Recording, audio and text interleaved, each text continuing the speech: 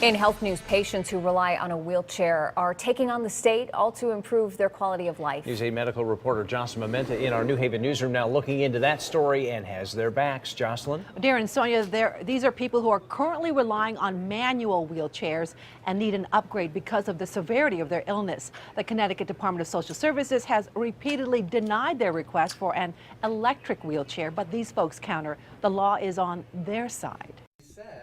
Art Gallagher and Carol Runlett yearn for a more independent life. I can go a short distance, but not to get outside and get back in.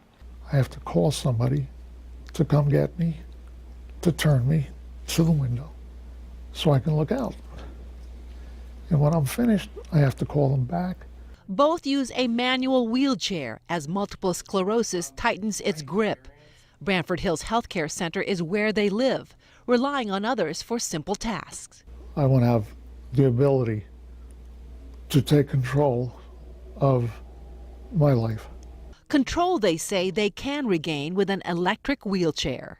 Well, I would get outside or get around the building a little bit easier and go to functions by myself instead of having to be pushed around. But the Connecticut Department of Social Services has repeatedly denied their applications for motorized wheelchairs. A letter from the commissioner says it's complying with state and federal law, that their requests do not meet the medical necessity requirements for nursing home residents.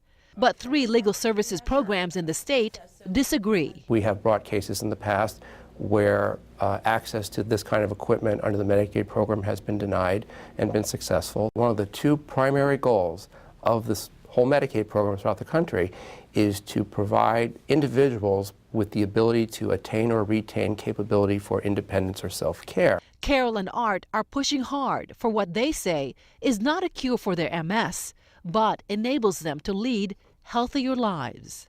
I still have, the cognitive abilities to think for myself, to do for myself.